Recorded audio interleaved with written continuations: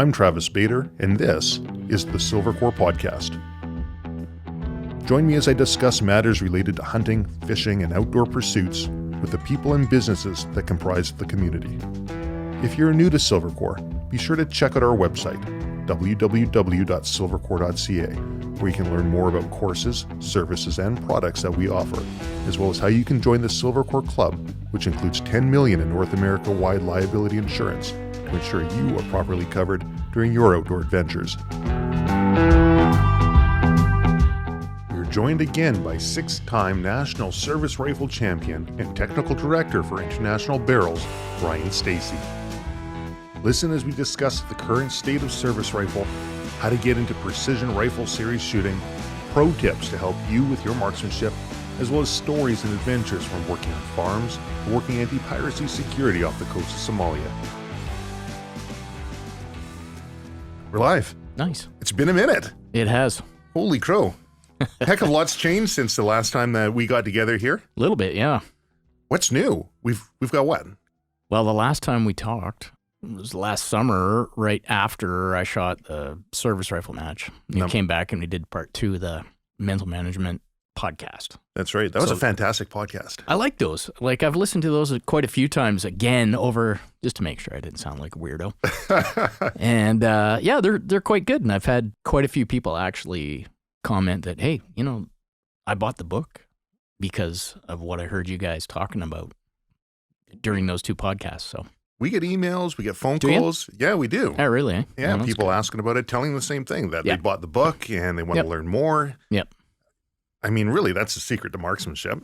It's the secret to a lot of things. Sure. You know, it's basically the technical manual to the, what was that book that came out that everybody was raving about there, The Secret? Yeah. Remember that? Yeah, I remember The Secret. Yeah, I was on Oprah's list. Yeah, it was an Oprah book. Yeah. I never did read it, but the gist of that is exactly the same as mental management. Okay. So, that was all about manifest destiny, though, it right? was, yeah, but manifest destiny happens because you make it happen. Right. And it's exactly the same as mental management in my mind. It's that other, remember that Russian guy we were talking about? He had that book, The Flow. Yeah. The Flow State. I can't even pronounce his name, but that's all mental management too. It's mental management in a flowery right. presentation, but that's basically what it comes down to.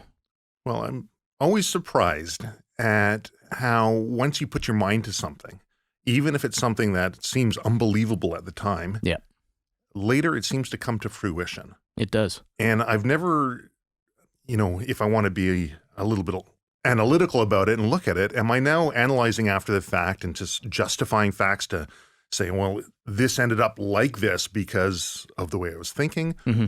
Or is it a situation where essentially everything unfolds because of the way that you're managing it mentally? Or is it the third one? Are we living in the Matrix? And is it a simulation? Computer simulation.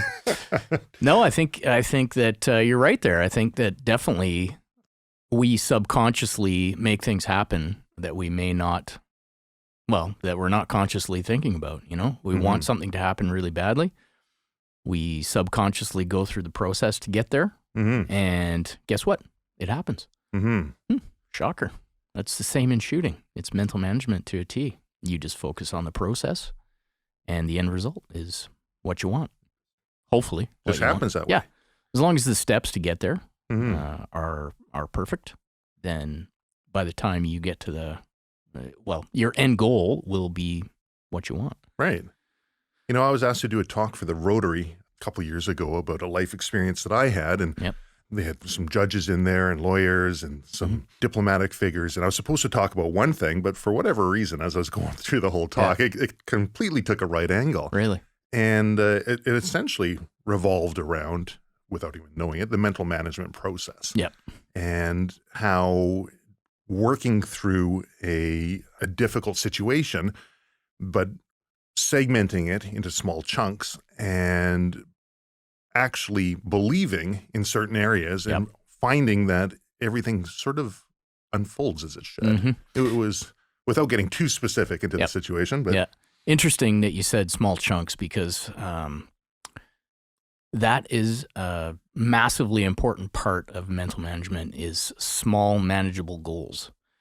So you get guys that look at things and you ask them to set a goal, and their goal is, I want to win a national championship. Okay. Right. Well, that's a good goal, but what are the steps to get there? How are you going to do this? You can't just say, I want to win a national championship and then be disappointed when you don't. Right. So if you break things down into small portions and you achieve those portions and you keep achieving those small portions, guess what happens? You end up winning a national championship. So as far as shooting goes, that's just firing a perfect shot every time you're there. But Right. it could be anything in any kind of business or a talk or whatever you're giving. It's all the same thing. Small, achievable goals. And then that way you're winning. You know, you achieve those goals and you get that feeling and everything is good. And then you tack another one on top of that and another one on top of that. And, Right. and then you end up in the zone that you want to be in. So it's okay to set the North Star as, Sure. I'd like to win this, or I'd like to win X amount of times, Yeah. Sure. and that's okay to have that. And as long as you look back and all of your small chunks lead towards that final destination. Totally. I think you have to go in with a winning mindset into whatever you're going into, be it a shooting competition, business, gunfight, whatever. Right. You totally have to go in with a winning mindset. But you can't be focused on that win. You have to be focused on the steps to get to that win. Right. I always say that, well, I've probably said this previously on this podcast, but the path to being subconscious is paved with 1,000 or 10,000 conscious steps. So in order to get subconscious, you have to do 1,000 conscious repetitions, basically. But it's kind of the same idea as far as achieving your end goal. You know, there's a lot of little steps to get there. You just have to achieve each one of those little steps as you go along to get to that end. It's interesting you mentioned surviving a gunfight. Yeah, really, the process. I've never been in a gunfight, so I don't know. But I think if you look at the overall process of a gunfight, it's more important for you to fire good shots and make good hits, depending on what kind of gunfight you're in. Maybe make good wind calls to achieve that end result of being alive. Right. That's exactly the same as on a shooting range. When you're in a competition, you need to shoot good shots to win. So whether the win is staying alive or ending up getting a trophy or on a chair or whatever, the steps are kind of the same. So since we talked last, of course, we have the big COVID-19. Yes. Yep. How's that affected IBI? Well, I mean, it affected us. We laid off pretty much everybody in the shop except for me for about 3 weeks. Right. And so for me, it didn't really change. I basically had to continue on with everything that I needed to continue on with. But the shop wasn't producing barrels. I was running off of what we had in stock, basically, but still getting barrels out. But it's been 4 really good months. Really? Yeah, it has since COVID-19 hit. They've probably been our busiest 4 months so far in the business. Why do you think that is? I think there's a few factors. I think probably people were a little bit worried about what was going on. Sure. As far as whether it was going to get really ugly. Right. Probably some of the shenanigans in the States, people were looking at saying, I hope that doesn't bleed over up here. But if it does, I'm going to be ready for it. Right. So I think that was a factor. And I guess that makes sense. Well, because when I think of IBI, I don't necessarily think of, if I look at the shenanigans in the States, I better get a new barrel on my gun. But you guys do more than that. I mean, there's for sure massive suppliers out there that you guys make the barrels for, and true. There's going to be a big demand on their barreled actions. Yeah. I mean, the other thing too is that if this virus thing got really, really bad, and there was a while there where supply chains were somewhat threatened. I mean, just look at the toilet paper shortage. Thankfully, that didn't really matter. But I mean, if it came down to a meat shortage or something along those lines, any kind of food shortage, there were people that wanted to be ready to go hunting and to, shoot a moose or a deer or an elk or whatever the case may be to be able to feed their family. Right. So there was definitely some of that going as well. I find that whole survival prepper mindset is definitely grown because people are being shown that there are holes in their plan. Yeah, I think this whole thing has shown a lot of holes in a lot of respect. People don't know how to get food on their own, and I think maybe not so much up here, but in the States, I think if you look at people wanting to be able to protect themselves, that's a massive thing as well. People that normally weren't purchasing firearms, I think, have seen some of the stuff that goes on TV and are like, I do not want to have to deal with that in my neighborhood. So it's probably best if I'm ready to at least ward a few things off. My mother-in-law, she's the last person who should own a firearm, and she's Are you sure you're allowed to say that? She's going to hear this. She says, Sorry, Mom.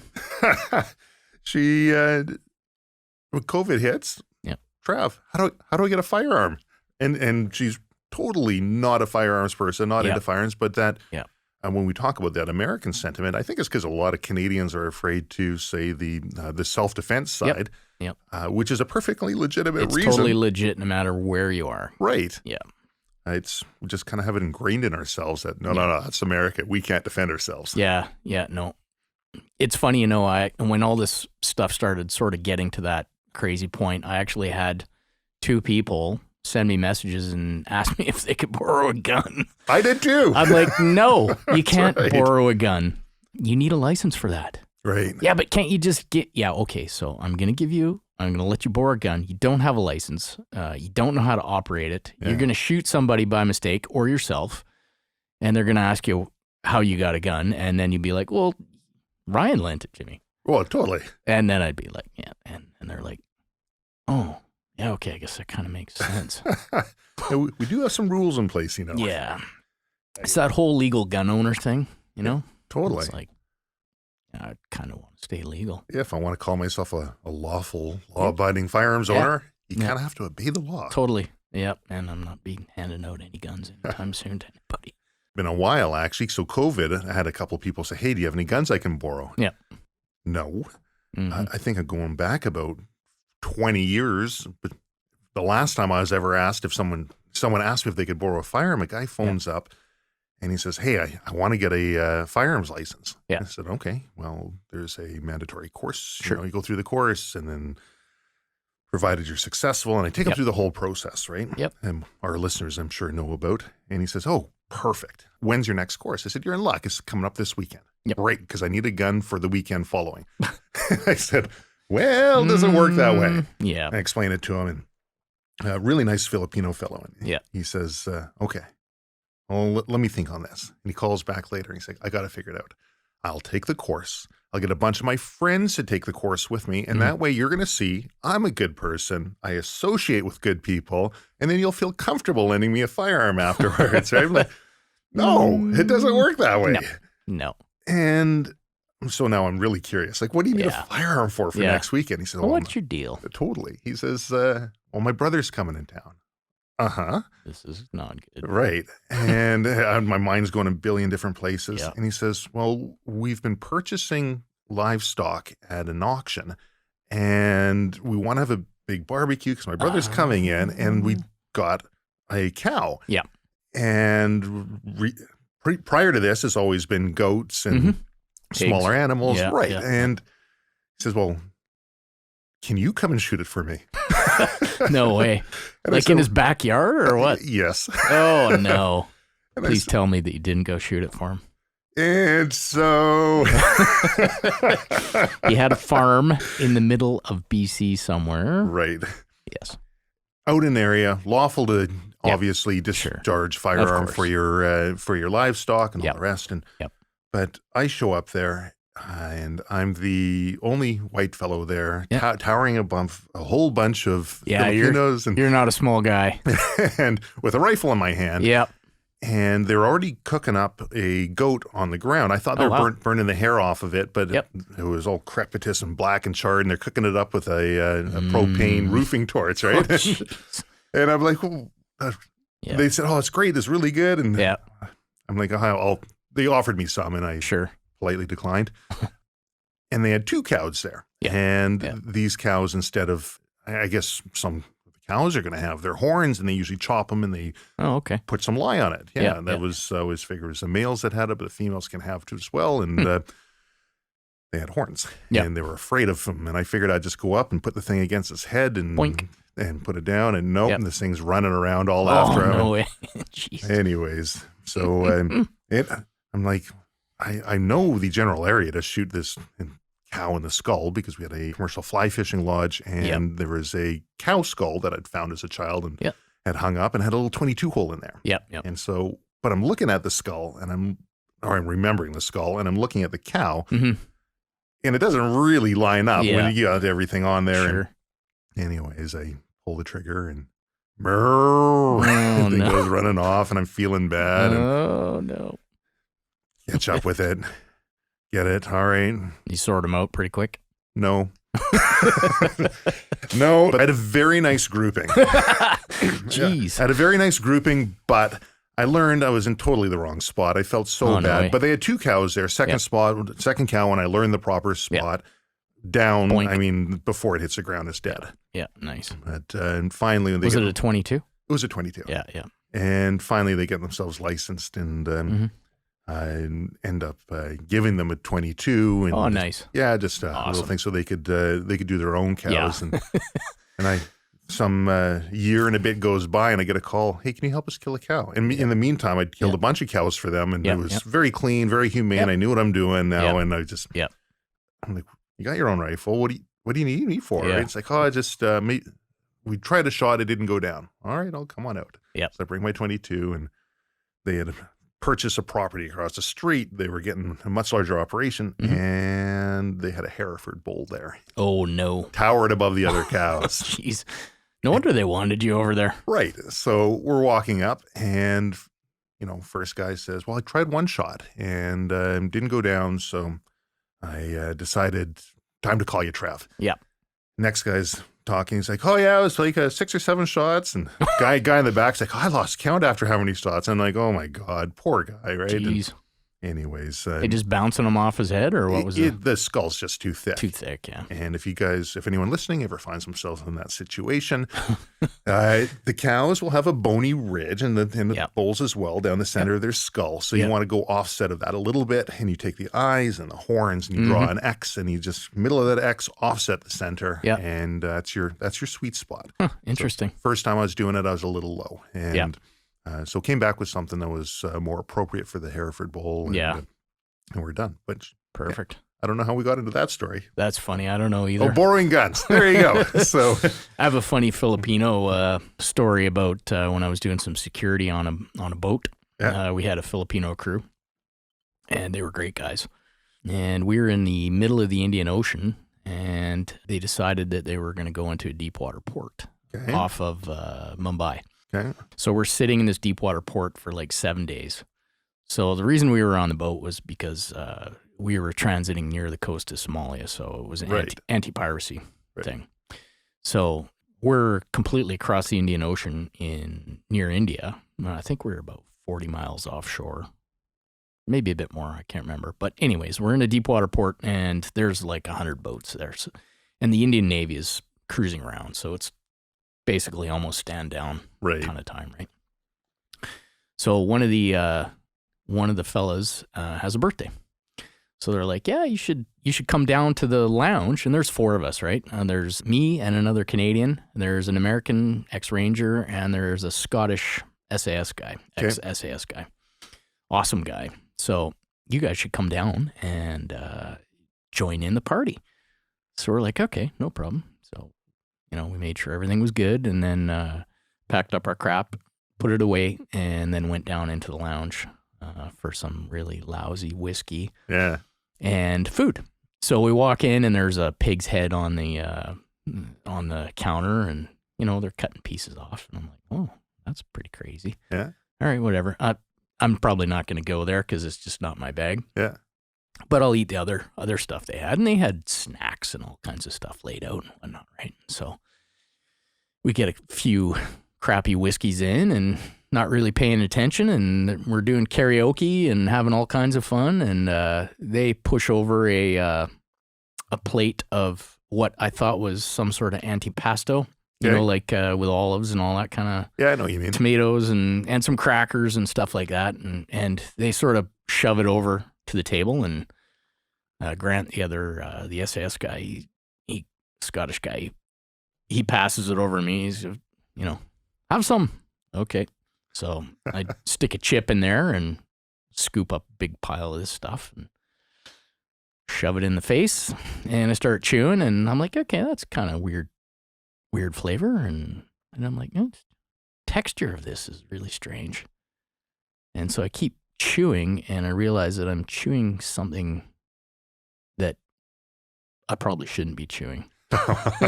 So I look down into the bowl. I take an unwhiskey look down into the bowl. Yeah. And I realize that there's fur in the bowl. So, and I look over at the Filipino dudes, and they're all staring at me like, I can't believe you ate that. And they're all kind of laughing and smiling and whatnot. And I look down, and so it's some sort of goat skin mixed in with olives and tomatoes, and it still has a hair on it. Yeah. And Grant's looking at me like, you're a crazy bastard. And I took one bite, and then when I looked down, I'm like, oh my God, it's got hair on it. And so I just fired another shot of whiskey down and swallowed it. And I'm like, thanks, fellas. And after that, they were like, oh, we didn't think you would eat that. And I'm like, if I had known there was hair on it, I probably wouldn't have eaten it. That's right. Terrible. But yeah, they were all buddies after that. It was pretty funny. Filipino cuisine, in retrospect, I wish I kind of tried some of the stuff that they had there just because it's a bit of an adventure, but some of it's pretty strange for our palate. We had one other thing when we were on the boat. We're totally digressing out of the way this podcast went, but so we ran different shifts on this boat, and Grant's was just ahead of mine. So after mine finished, I would go down, and he would usually be at breakfast or lunch or whatever the case was, right? Yeah. And so I go down into the mess, and we ate in the officers' quarters with the captain and all the other officers on the boat. So I go down in, and we got rifles and stuff. And I don't remember at what point in the journey we were on, but we were still armed. So went down into the thing, and we had our own table, security guy table. And Grant's sitting there, and he's kind of just staring at his plate, looking forlornly. And so I walk in, and I'm like, hey, man, how's it going? He's like, hey, good.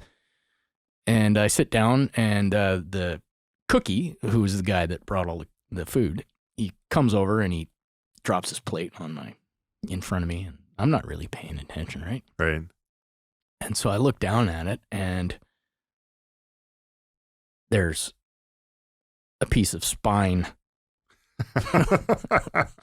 It's about 5 vertebrae long, and it's pretty much just a spine. And I look over at Grant, and I said, is that a spine? And he goes, aye, this is a spine. And I'm like, okay. Are we supposed to eat this? And he's like, I don't know. I've been trying to figure it out for 20 minutes.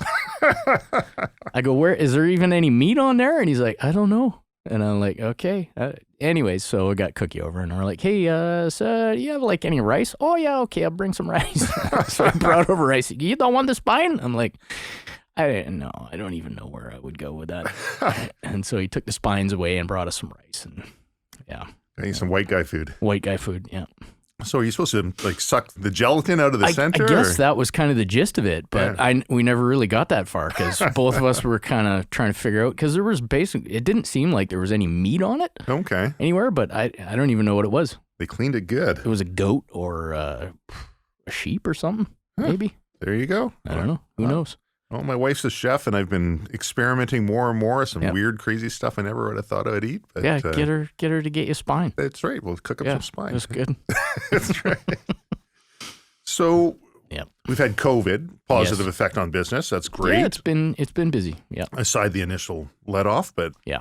And then we of course had Big Ol' Gun Bad. Oh man, yeah, that one.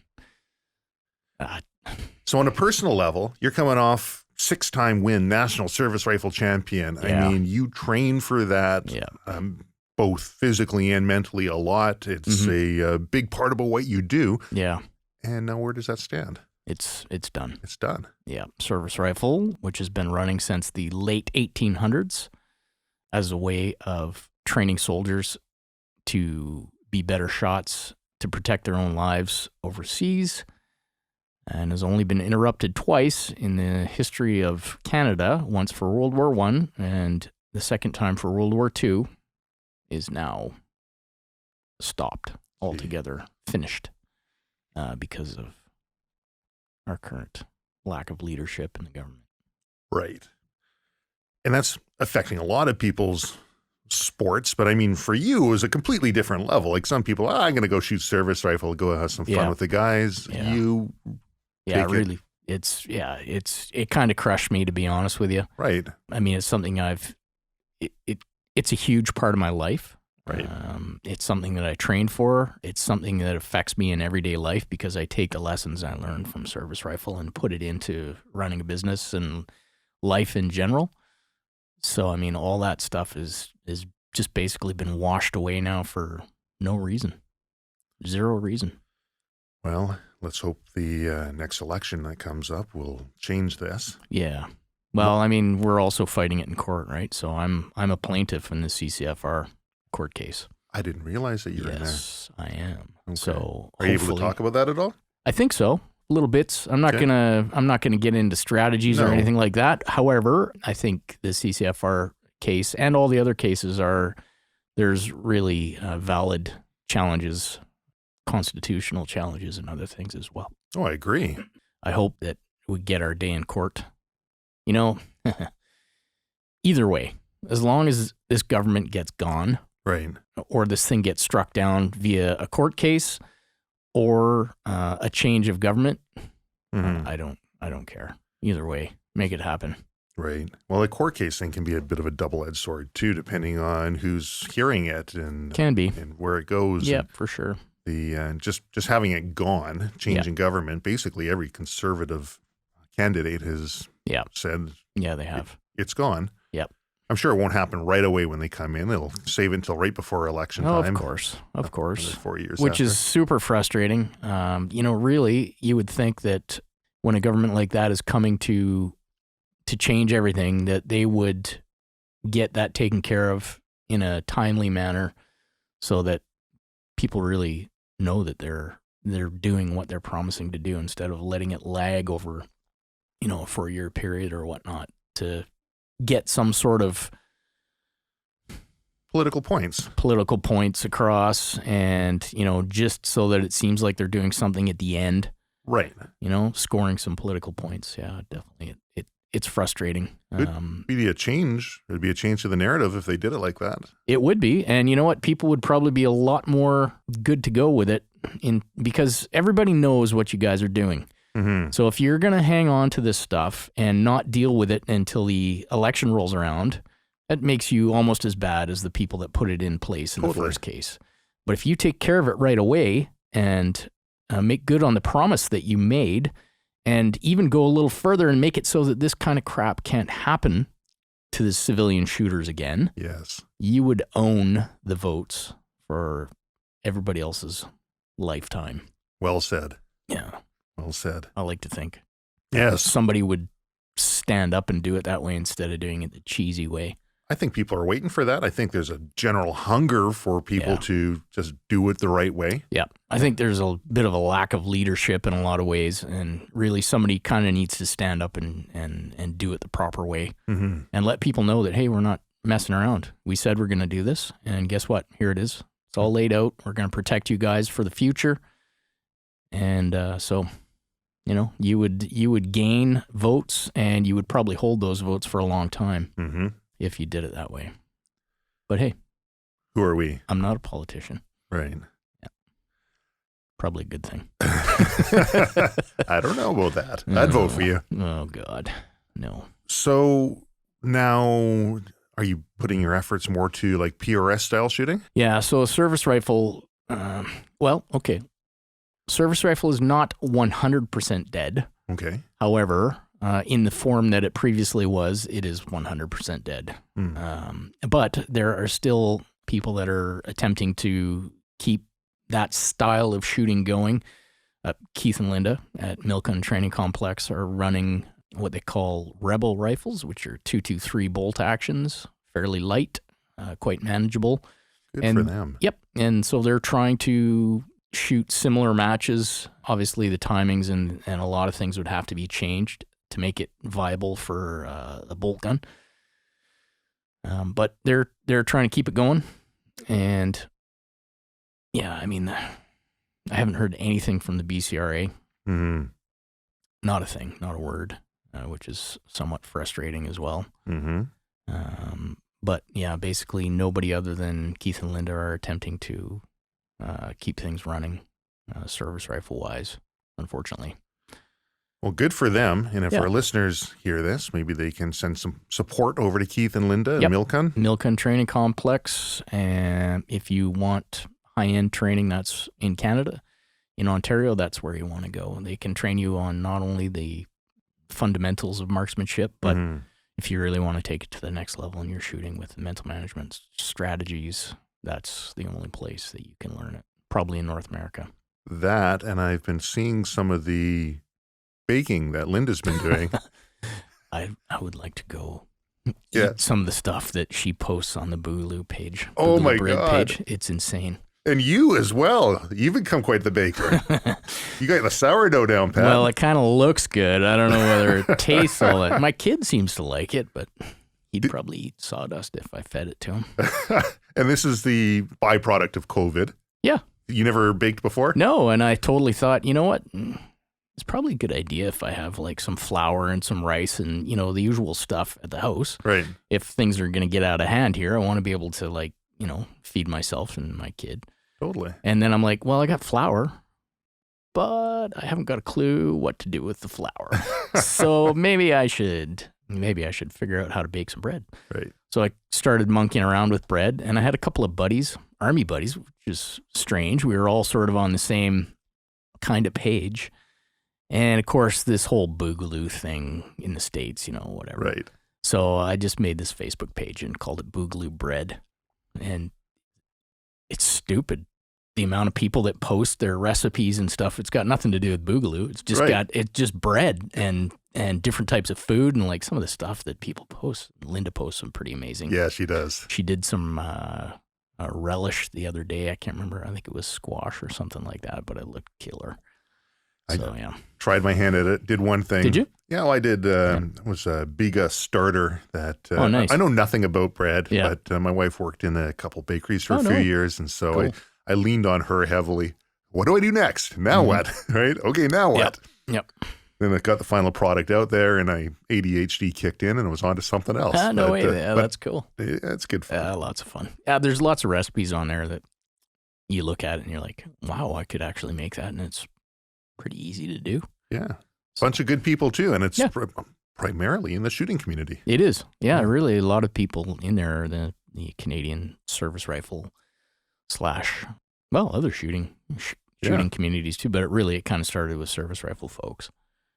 So now with PRS. So I shot Yeah. my first Yes, you PRS did. style match here. Yeah, that was good. Tried that out. That was fun. Yeah, you enjoyed it? Oh man, it was a lot of fun. Yeah, it was good. Yeah, I saw the points where I was weak on, the points where I did well. Mm-hmm. Yeah. Target identification at distance was something I was kind of struggling with at first, Yeah. and Yeah. that in a couple of the win calls, but I think on Station 8 there. But Yep. you know, out of 53 people, I came 15th. So Yep. I'm okay with that. But That's pretty awesome for your first go. I prefer to say I came in second place for my division. There you go. Because it was, I was Yeah, you're shooting a 308, weren't you? That's right. Yeah, that's good. so Yeah, second place for the that's tactical really division. good. Yep, that's perfect. But they didn't have a second place trophy. Nope, first place loser. That's right. You got it. Yep. But yeah, that was a lot of fun. Yeah, And it is a lot of fun. So we got another one coming up here in Pemberton, is it? There is a Pemberton one in September. BC Precision Rifle League. Dave Gariani and Josh both put them on up there. So yeah, should be a good go. I'm not 100% sure if I'm going to make it or not. Well, you came first place on the last competition there. I did. That was my first win actually in a PRS style competition, which was good. The weekend before that, I was in Alberta shooting in Medicine Hat, and that was a big match. There was like 80 people. Okay. And we shot on a farm out to 1,200 yards, I think. It was pretty far. Nice. It was awesome. Really windy. A lot of challenges there. I think that one was probably my fifth PRS match, actual PRS match. Okay. So the reality of it is I'm still trying to figure out how to do this properly. I'm a reasonable service rifle shooter, but when you have to add in all the different aspects of the PRS kind of stuff, it changes things around, and you kind of, for me, I had to process how to do it all. So the merit match there was, well, the Alberta one in Medicine Hat was really the first one where I sort of had my act together. Okay. Managing the Kestrel and all that kind of stuff really was sort of the complicated bit for me, and trying to deal with all the wind calls and all the dope and what I needed to be focused on and how much energy I needed to put into certain things as opposed to shooting good shots. So I'm going to ask you about the Kestrel in a second, but I'm curious. The match that we did there, is that kind of indicative of what the other, you said it was 5 other matches you've done? Are they all kind of similar? Yeah, pretty similar. You know, you're shooting off of different types of obstacles at various distances. All the other matches I've done have all been in places where you could shoot probably out to 1,400 or 1,500 meters. The Merit one, I think, what was it, 600 meters? Yeah, 6. At the most? Yeah. Yeah, smaller targets. Small targets, but easier to make hits at 6. Yeah, for sure. More, probably a little bit less on the wind calls and whatnot as well. And we're shooting from vehicles inside and on top. And I mean, if you have a shorter range where you're only able to shoot out to 600 meters, you make the targets a little smaller and you make the positions a little more complicated, or you make the stages that they run a little more complicated. So, I mean, there were a couple there when we're going through, what was it, a minivan? That's right. And you had like 4 or 5 positions in the minivan, on the minivan, around the minivan. That's right. Shooting off of, like bouncy seats and all kinds of stuff like that. So that station. That was a lot of fun. Yeah, you let me use the that bag you had, that shooting bag. The Warhorse, yeah. The Warhorse. Yeah, the plaid Warhorse. That thing made a world of a difference. Yeah. A good bag really does make it easy for you. I've got several bags, and I think that the Warhorse one is probably the one that I'll run with the most. Just because it sits on obstacles really easy, doesn't fall off. It's not super heavy, so it's not difficult to carry around. And it seems to kind of conform to a lot of the complicated positions that you need to shoot. Well, I reached out to Chaz and Dawn down at Warhorse right Development. Yeah, wicked. Yeah, so talked to them a bit about their products. And, awesome. Because they got some great products, and they're getting some more pictures and photos up on their site. Yeah, totally. I don't know how long they've been around for, but Wars has been around, I don't know, 4 or 5 years, probably at least. It's that's when I basically sort of took notice. Got it. Yeah. So I've got You got one coming? Got my own coming. Nice. It's on its way. It's not blue plaid by any chance, is it? It is not. Okay. I think I'm only by myself on that one. The plaid. Did you request that one? I did. Well, Chaz was like, so what color do you want? And I'm like, I don't know. What do you got? He's like, well, I got like gray and multicam and all that kind of stuff. And I'm like, do you have anything that nobody would steal? He's like, well, I got this blue plaid. And I'm like, sold. Done. I don't even want to see it. Just make it and I'll take it. So it turned out really cool. Yeah, it's fantastic. It's a neat bag, yeah. So you're talking about the Kestrel. Yeah. Okay, so I've got a couple Kestrels. I got one with the Horus ballistics on it and one with the applied ballistics on it. And I just got the applied ballistics. It's got the Bluetooth because I'm looking to put a video together for something else. Okay. And how it matches up with the Sig Kilo. Yeah, and, awesome. Rangefinders. So have you got a set of those? My wife does. Oh, nice. She fell in love with those things down at I gotta get one of those. Yeah. I got a Leica, and I love it. The glass is great, but they're a little larger for the bino pouch. Yep.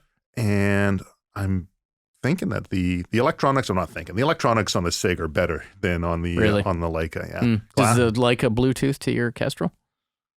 No. Okay, so that's a huge advantage. You know what? If it does, I don't know, and I've never done it. I might have to read the instruction manual again. Check that out. Yeah, if you can do it, that'd be good. Yeah, I don't think it does. I know the Sig Kilo does. The Sig does. Yeah, like I have a Sig laser rangefinder. I have a 2200 or 2400. I can't remember. It's a good laser. It's a handheld small one, but it doesn't Bluetooth to the Kestrel. And so I was down shooting the Sniper's Hide there, and some of the guys I was shooting with were running the Kilo 3000 binos, and it Bluetooths right to your Kestrel. So they would get on the target, laze it, and they were Bluetooth to the Kestrel, and it would just give you the dope right in the reticle.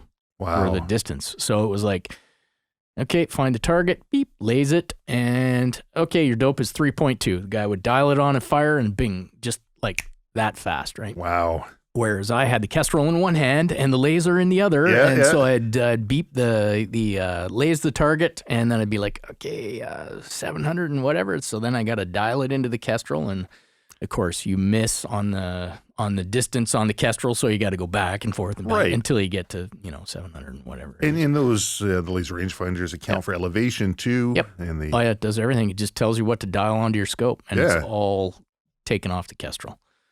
So it's definitely something I have to look at as well. So I'm pretty sure I haven't been using my Kestrel properly because I got it all, like set it up, was really meticulous about going through, reading the manual, but I'm more or less just, kind of half-ass, hold it up to the wind, and I don't know what I'm doing there. And then I could basically do what it needs to do with my phone because I'm just basically using the ballistic charts on it. Yep. But when you were up there, I noticed it looked like you're taking backwind, sidewind. A little bit, yeah. Yeah, in that Alberta match there, that's kind of when I sort of connected a bunch of dots. I was watching some of the better shooters and how they did it. The guys from Team MDT, Dave Gariani and Raul Verzosa were on my squad. And so they were helping me quite a bit figure out how to deal with the Kestrel. So put them sort of together for the merit match and sort of did it the way that they had sort of showed me, and it worked out really good. So what kind of tips would you have for somebody like myself who's still learning the process? Well, I would trust the Kestrel. Right. That's one thing that I see, and I probably was guilty of it myself, is you would look at the dope or the wind call or whatever on there and be like, no, it can't be that much. Right. 1.2 mils at 800 meters? There's no way I can hold off that much. And then you get up there and you fire one and, that's a miss. So you'll swing over to 1.2 and bing, guess what? You hit. So trust the Kestrel is good, but try and make sure that the data that you enter into the Kestrel to get everything set up, because there's a portion that you have to set up on your phone, right, to get all that. Right. So you want the ballistic coefficient and all the other stuff that's on there, the drag model, to be as good as possible to get the best possible data out of it. Right. So you're using what, like a G7 drag model for No, I was using the G7, but Raul actually said, you should use the custom curve on there.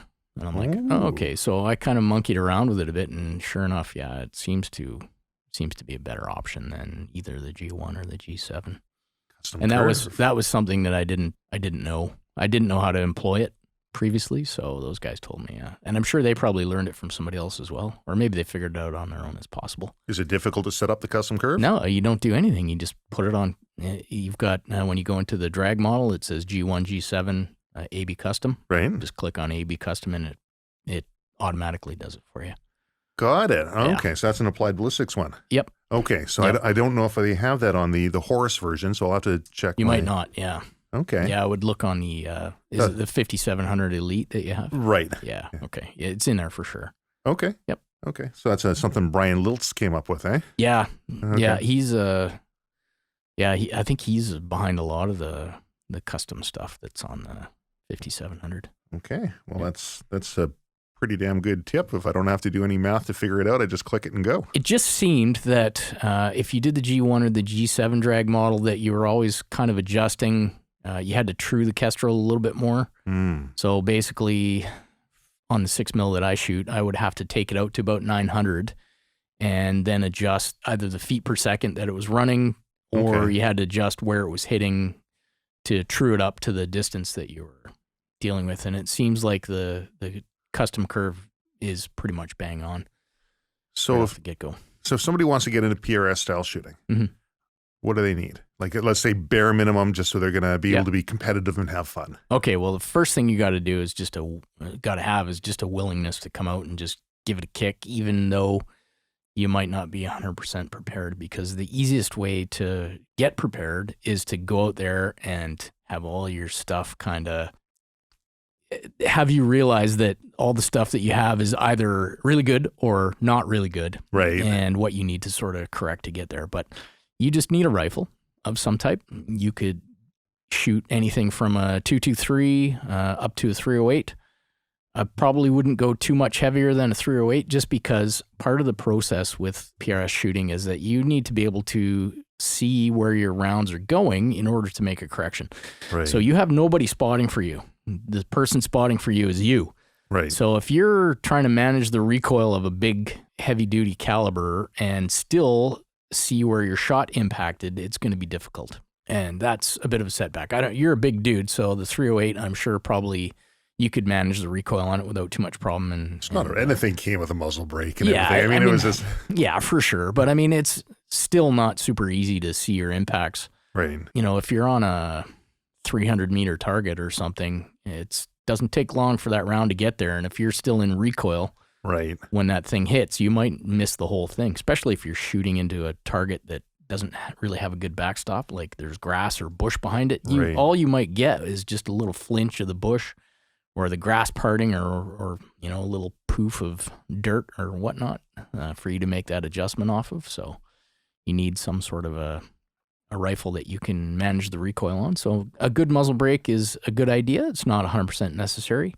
You'll need a stock or chassis of some type. A lot of MDT chassis. A lot of MDT, yeah. I think the benefit to the MDT ACC is that you can put a pile of weights in it. And if you have a 25-pound gun, you can definitely manage the recoil on that a lot better because the gun helps you with that much weight on it. So that's a huge one. The ACC, I like the ACC, and I think my rifle probably weighs around 25 pounds altogether when it's all said and all put together. Yeah, it's super heavy, but no kidding. You're never really moving more than, what, like 5 meters, 10 meters at the most? I thought I had a heavy rifle until then. No. I got mine in the truck. You should pick it up. It's stupid how heavy it is. Yeah, it was fair enough. Yeah, but it's good.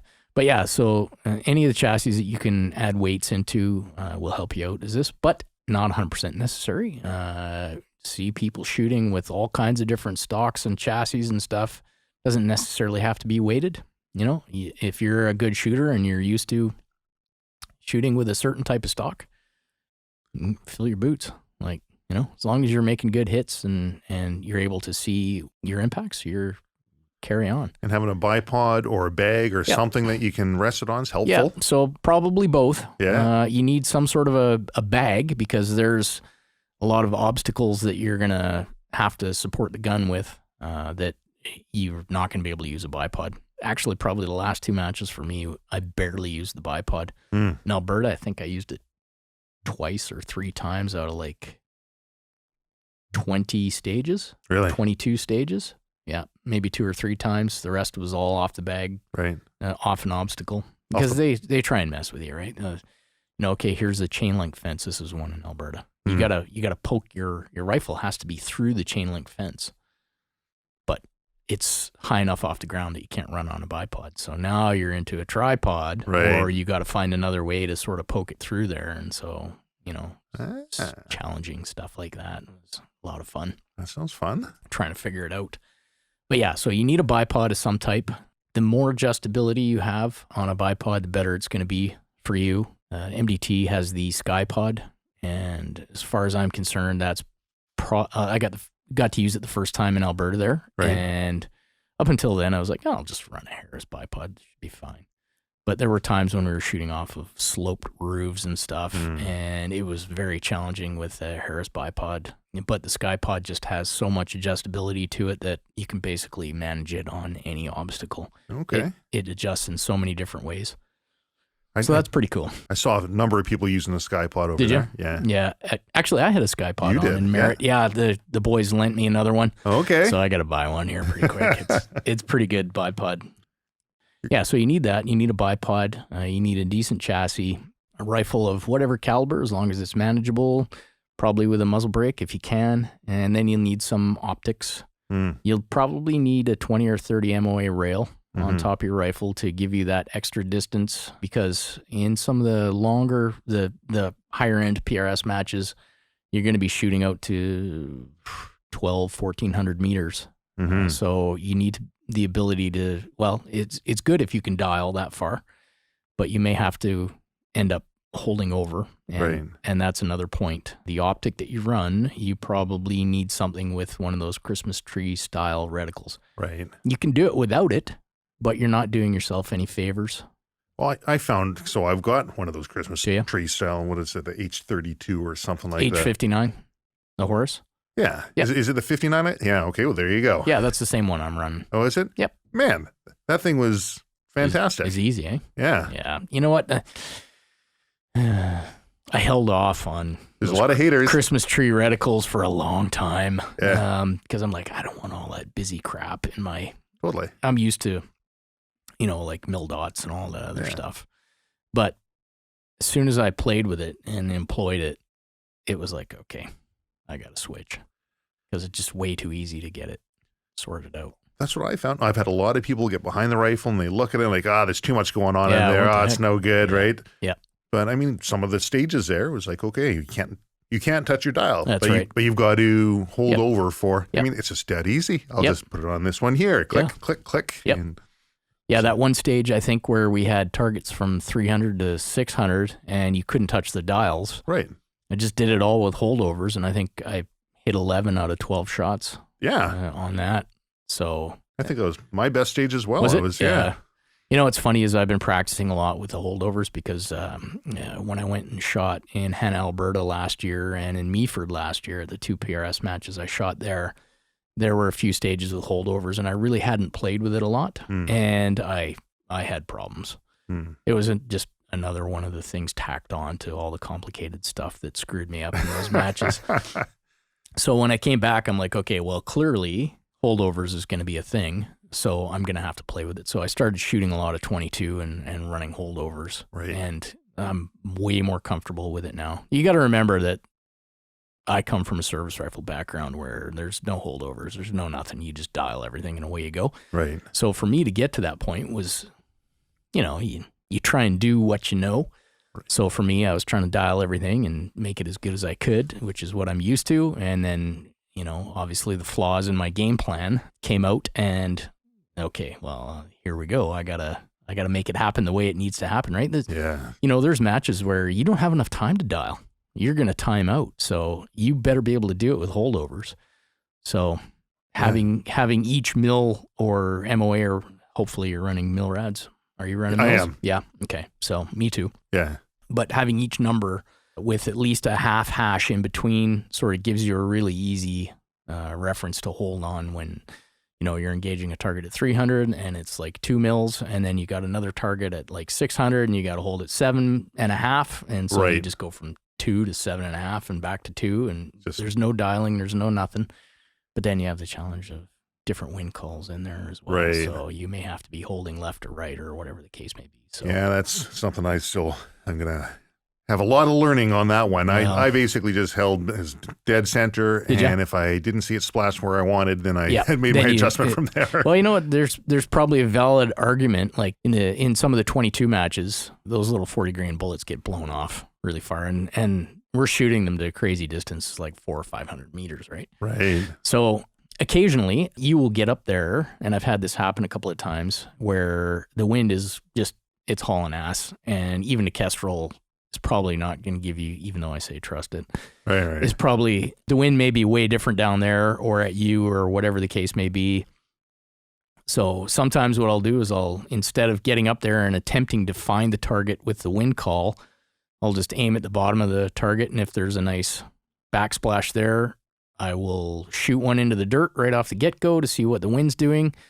I know where I held, and then I can see where the splash lands, Yeah. and it's basically grid referenced in those reticle. Totally. So then you just haul it over and put where it splashed as the center of the target and hold there and carry on, and it works like a charm. Yeah. It's Field Expedient cider. I love it. Yeah. I love it. So we've got PRS style shooting, and then Yep. we've got, and by the way, anyone who's listening to it, what a fantastic group of people. Yeah. Yeah, it really is. All this style of shooting, the people are super helpful. Yeah. You're going to be in a squad of anywhere from, well, it could be as low as 4 or 5 to 12 people. You all help each other out, borrow bags, borrow bipods, borrow tripods, whatever the case may be. Hey, how did you do this? Even to the point sometimes where it's like, what were you holding for wind there? Right. There's times when there's some challenging conditions, and you may not do it for everybody, Like if you got, you're running 1 and 2 with Buddy and he asks you what your wind call is, I'm probably not going to tell him. But, if it's somebody that hasn't really shot very much, well, you might want to try, 0.7 or 7/10 or whatever the case may be. Well, I saw some people brand new to the sport up there. Like myself, that was my first match I've ever shot, but I don't really consider myself new behind a rifle. And no, but for that type of shooting, it's a different thing altogether. It is. Yeah. And super supportive, super great group of people. And anyone who's thinking about doing it, who might be a little unsure about trying something new and what's the crowd like, put your fears at rest. Yeah. Yeah. Totally. It's funny. I try and get people to come out and shoot as much as possible, and lots of people are interested. A lot of people seem to want to come and just watch. Right.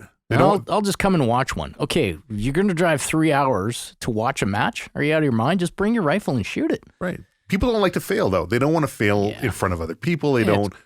And that's where having a good group of guys and gals makes it easy. Because nobody cares. Yeah, nobody cares whether you fail. It's not even a fail. The fact that you're out there is not a fail at all. Mm-hmm. The fact that you're there trying and learning is not a failure whatsoever. Come with the right attitude. Yeah, come with the right attitude, and we'll give you as much help as you could possibly need. I've seen cases where guys that I know are good shooters, in service rifle or 3-gun or whatever the case may be, in another style of shooting. Yeah, I'll come and watch up here. Dude, just bring your rifle, shoot it. You can squat up with us and we'll walk you through it. You can use my bags. You can use my tripod. You can use my bipod. I'll give you the dope. Right. Like, I don't care. I'll give you the wind calls. Just come and shoot, because as soon as you shoot, you're addicted. Totally. Because it's so much fun. It is. Yeah. Yeah.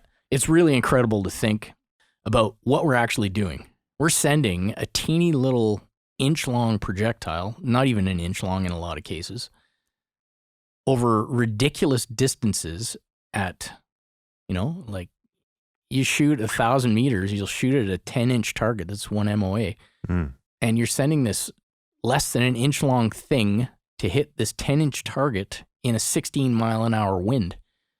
And guys are hitting them on the first shot. Like, it's unbelievable, I think, what this sport in particular has done to long-range shooting. And I think you'll start to see it in future wars.